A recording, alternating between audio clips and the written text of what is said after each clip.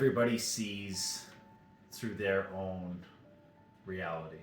People hear what they want to hear. People accept what they want to accept. People see what they want to see. They perceive whatever it is they want to perceive. So we all have a different perspective or a different reality, and yet we don't recognize, usually we don't recognize that our partner or our friends or our boss or anybody else that's in our life, they also have different perspectives on things. So we try to force our subjective reality on these people, and in doing so, when we force that, we're actually trying to get them to validate our reality. We're trying to get them to accept our reality. We're trying to get them to say, oh, you're absolutely right, oh, you're the victim, yep, or oh, you're this, or oh, you're that, yeah, your reality is fantastic, your reality is great, your reality is the truth. And not only people do this, but organizations do this all the time.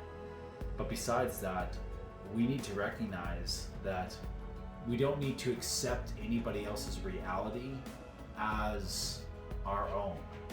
There's something that we like, and we try to convince our friends or our partner that it's a likable thing, and they don't be crushed by it. You don't need other people to validate your feelings on something.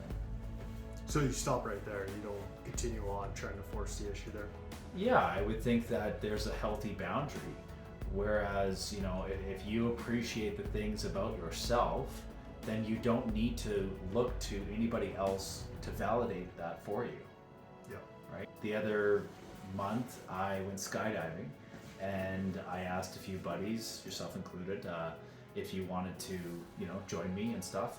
And a couple people were busy, a couple people had, prior commitments, things like that. And I ended up asking another buddy of mine. I asked him twice, and he said, like, why did you ask me twice? Like, I gave you an answer, and I was like, oh, I don't want you to miss out on it. And it was kind of eye-opening. He said, you don't need me to tell you that I like what you're doing.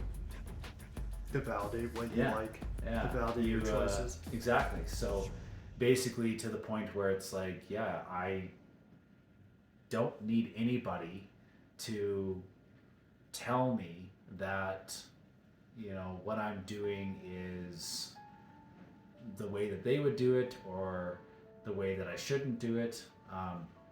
Obviously there's a line somewhere, right? You don't want to be harming people with whatever you're doing.